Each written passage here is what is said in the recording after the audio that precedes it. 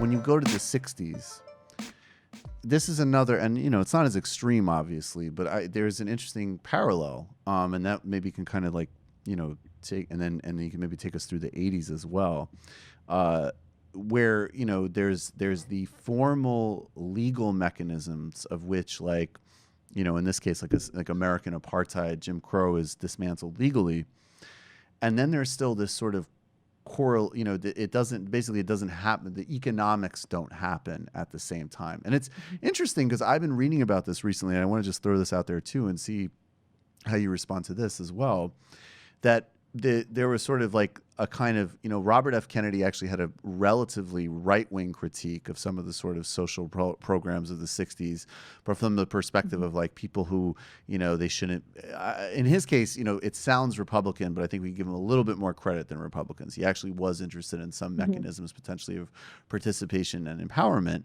And then you also had people, socialists basically and Marxists who were very critical of the sort of like punitive, paternalistic sort of way that these programs are getting implemented, because again, from even, there was from the like perspective of like, these programs are not letting people fully participate in capitalism and acquire wealth. And there was also the critique that, these programs are not about gaining power and autonomy of any kind.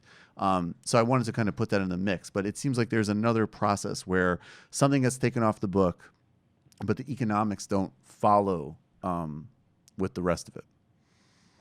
Absolutely. I mean, I think it's hard for us to understand how much of the civil rights movement was embedded in this Cold War sort of framework. I mean, really at the time, like capitalism was on the margins. Like it like a lot of people predicted that the Soviet Union would just win, and the capitalism still had to like prove itself. And so that actually led to some power for the civil rights movement. So you have in the 50s, or before JFK, before Martin Luther King, the State Department telling, President Eisenhower and Truman, like, we have got to fix our racial problems because the Soviets and the Chinese are using them against us as propaganda to like further other regimes to communism, right? So the State Department really pushes these like, like we need better race stories because like we're getting, worked abroad, right? So that leads to some acceptance of the civil rights movement. So JFK is very much, I mean, not that like, there wasn't some actual, sympathizing with the American Black struggle, but there was also a global sort of domestic foreign policy component as well. But then you have sort of this, late 60s, as socialists are gaining a foothold in the States, right? You've got this backlash that turns against the civil rights movement itself. So Martin Luther King is obviously, pinned as a socialist. All of the principles of the civil rights movement are very sympathetic, and they're really moving in that direction. In fact, I actually think if you look at MLK's early, mid, and late work, there's that economic justice element, this sort of socialist, populist, call it what you will, streak throughout. So he very much understood, and he talks about segregation is not about race, it's about, imperialism and oppression. A lot of Malcolm X is talking about the Black struggle in the North as a colony, right? This is imperialism. And, he says, show me a capitalist and I'll show you a bloodsucker, right. So this was all. That's one of the taglines for our show, actually.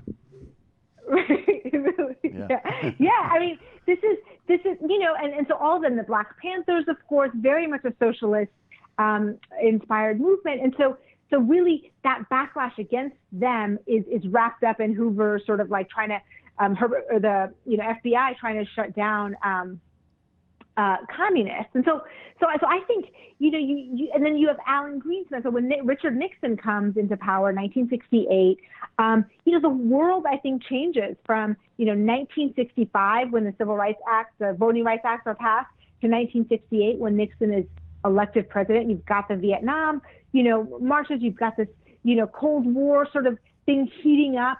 And once Nixon comes in, he comes in with this white and conservative backlash to all of it.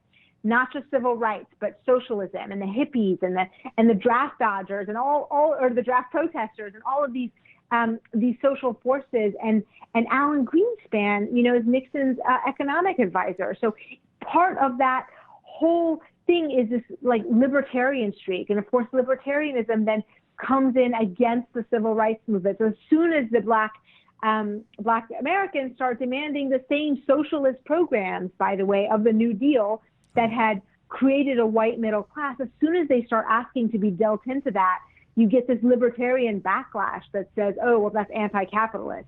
Anyone who calls for integration or reparations is a socialist communist, and we can't do that.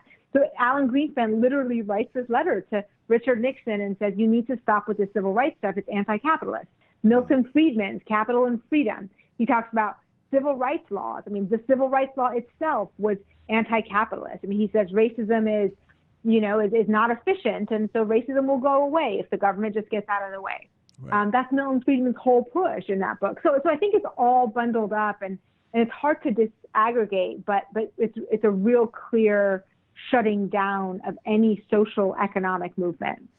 And so then does that lead to, like, in the 80s, obviously Reagan is elected. There's a lot of attacks, across the board. I mean, gutting what is already a really modest social safety net in the United States. Then also you've talked about how in the 80s was when community banks started pulling out of communities of color. And then, in the 90s, we have just like mass financial services deregulation. Yeah.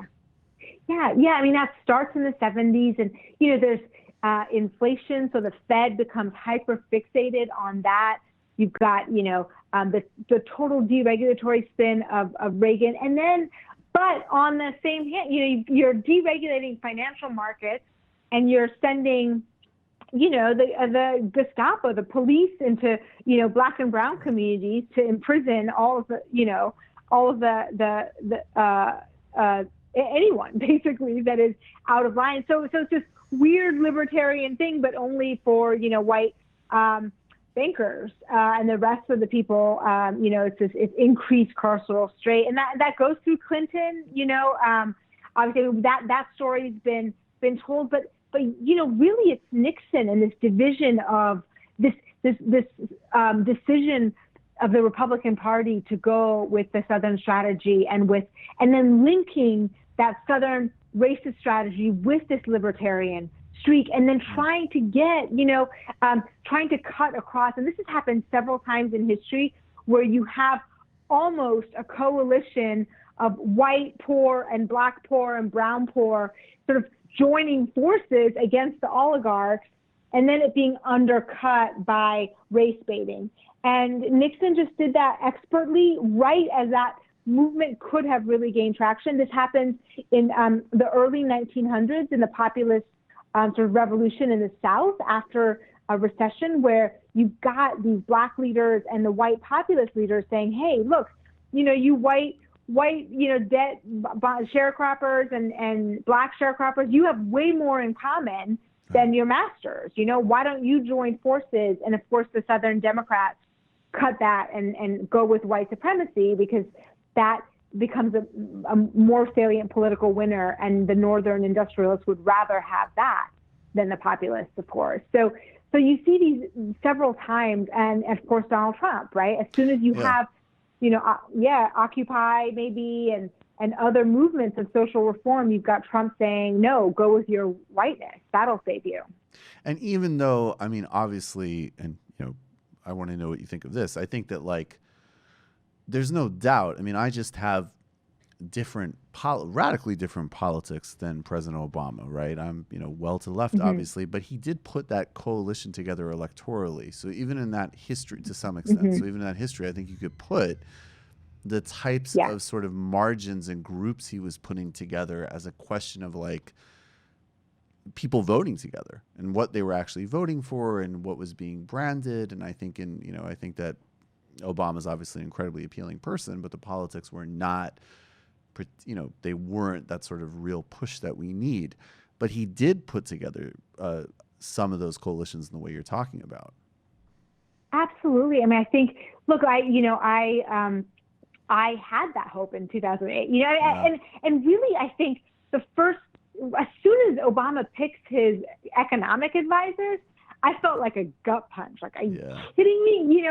These guys, I think, but the surprise came because he really was talking big time, like, oh, we'll do the New Deal again. I mean, it really seemed, at least to me, that he understood what needed to happen. And I honestly think, the financial crisis spooked him. I think he was really early on in office. He didn't have the chops to do the fight. And, I obviously go back in history and have a more experienced president who could have anticipated that he would have had a window to push for like big time reform of the entire economic sector. He had his chance and he blew it.